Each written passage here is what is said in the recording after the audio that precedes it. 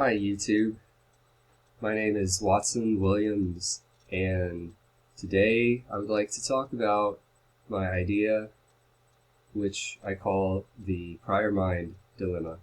It's a philosophical idea, which I came up with early in the spring of 2014 while I was still in college seeking my undergraduate degree in philosophy, which hasn't gotten me a job, but I have made one video on this subject previously, but it's there's no description. It's all well, you can see it here. It's got only 23 views because I'm not exactly sure why, but I'm not very popular. But you can watch this if you want, but I would actually recommend just listening to my expose here. So I have a lot of information on this idea. Basically, what the idea is it's a dilemma for omnipresent mind, and it centers around the nature of truth and existence and the interplay between them, and you sort of like work the logic into concluding that there has to be a mind observing everything, otherwise nothing could truly exist. And so if you look down here in the blue print that I added, this was my very first page that I wrote on this subject as I was sitting outside of the classroom waiting for class because, excuse me, I was early for class, and I was just sitting there by myself, and I started getting this idea, so I wrote it down on the back of a sheet of like paper that we were handed out in class, and we were studying Descartes. We were doing his Descartes' Meditations, and I wrote this. I said, and so we were. I was thinking about, skepticism and like doubting what can you doubt and what's going to remain if you doubt everything. Descartes came up with this idea that you can doubt everything, but you have to exist in order to, there has to be someone being deceived. In order for there to be a deception, you have to have three things: a deceiver, deception, and the person being deceived. So even if everything you know is a lie, you still exist.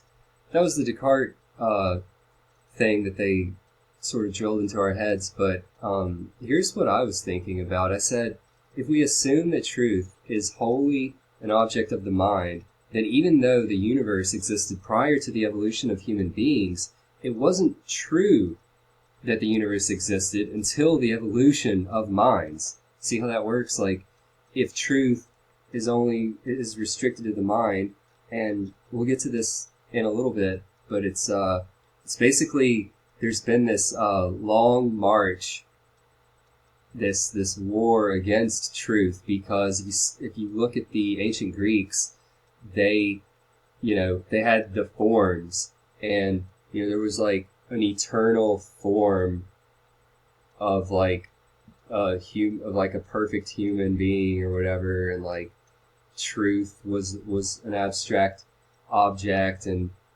etc. Like the perfect circle exists in the realm of the forms, etc.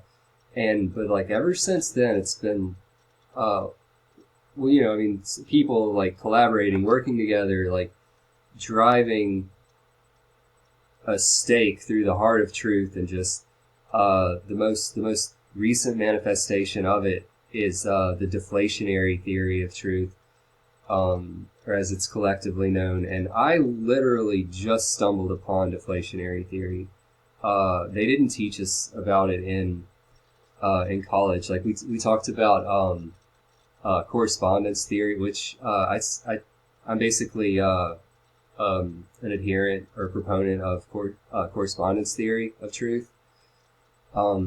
there's also coherence theory and probably like another one or two that we studied. But as far as I remember, like we didn't talk about deflationary theory, but and so basically it kind of took me by surprise in a way, even though I kind of had this like nagging feeling that you could argue that way. We'll get to it, but basically, what I want to do here is, yeah, like here's like manuscript material that I did on the subject. We're not going to go through all these pages. I have a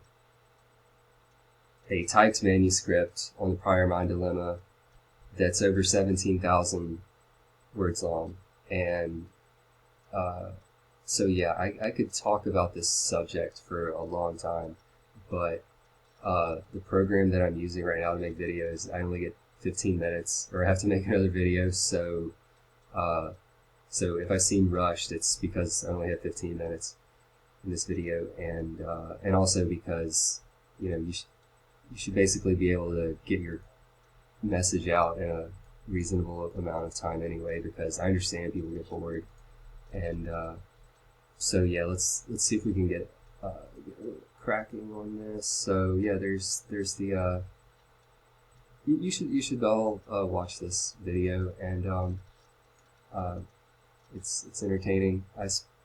Okay, whatever. And okay, so here's like your basic dilemma. You're coming down the pipe, and then there's a junction. You can only go one way or the other way, but it doesn't matter which way you go, you're still going to end up in the water, so to speak. So that's a dilemma. It's a classic two-pronged dilemma. All right, so what's the nature of truth, right? Some possible, or as far as I see it, the possible modes that truth can take are, like we said, ancient Greeks, forms. You can talk about truth as an object in nature or supernature, whatever. And then there's truth as a quality of objects in nature. The apple has mass, it's got volume.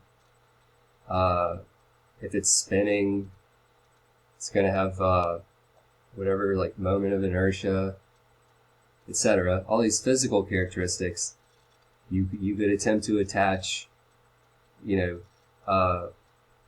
what I call existential truthhood to it.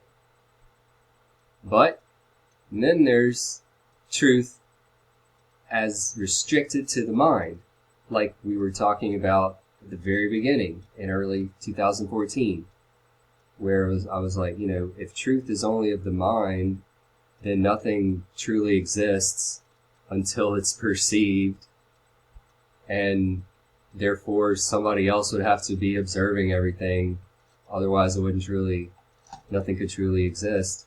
And so what we do is we focus on truth as an object and or quality of the mind, and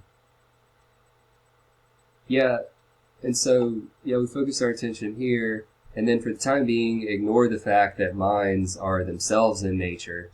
So we were talking about splitting it between external and internal, but we're focusing on the internal mode of truth, particularly as a quality of statements, which are sentences that can have truth value.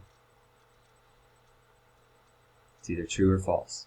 So, and then as we've already seen, the central question overtly stated is, I came up with this terminology here in making this video, CQ prime. The central question is the prime version of it. Is truth a thing wholly of the mind? And then it's useful to split it up into these three subforms, where you get the too hot, too cold, just right. And, if truth is restricted to human minds, that's one type of class restriction.